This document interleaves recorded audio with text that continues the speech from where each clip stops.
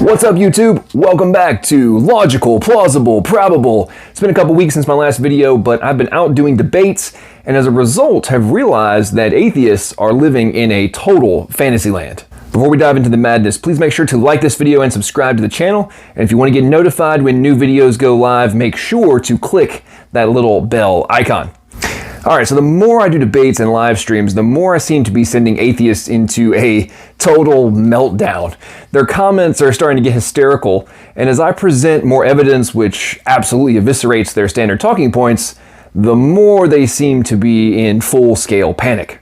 If I have to hear about Magic Man in the Clouds, Sky Daddy, Spaghetti Monster, Pixies, Fairy Dust, or unicorns, I'm going to seriously begin to ask if these people aren't just in a state of denial and unable to engage in critical thinking, but have literally gone off the rails and are approaching insanity. Now, this atheist fantasyland projection complex, which I'm dubbing AFLPC, is reaching such high levels, I'm really becoming concerned with their personal safety.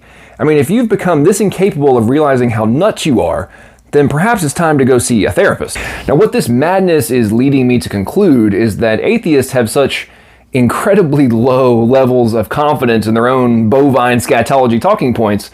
The only tactic available to them is full-scale projection of their insecurities onto theists.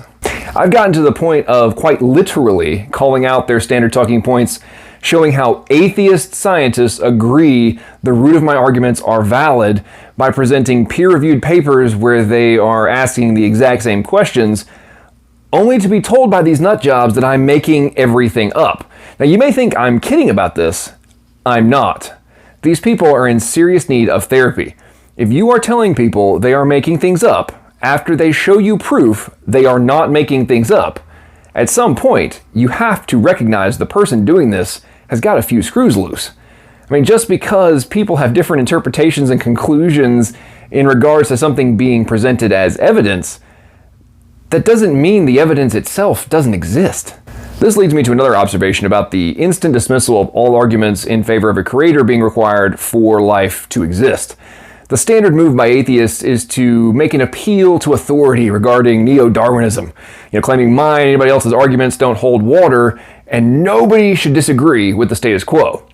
What's hilarious about this is they obviously haven't actually read papers that are being published in peer-reviewed journals about how standard evolutionary theory is collapsing. It would also seem that most of these atheists have never actually read a scientific paper, because the entire point of peer review is to question somebody's interpretation of a discovery.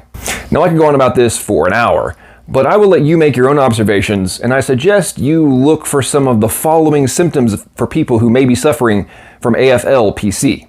Decline in critical thinking skills, skyrocketing states of denial, spikes in anger if you disagree with them, obsession with subjectivity, inability to answer direct questions, adamant opinions on conversations they weren't a part of nor witnessed. Now, these are just a few of the symptoms of AFLPC.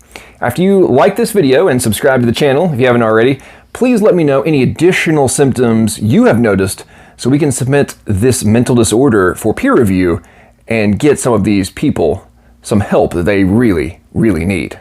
That's it for this video. Thank you for watching, and always remember, as you consider the questions and evidence for the cause of our existence, always make sure your conclusions are logical, plausible, and probable.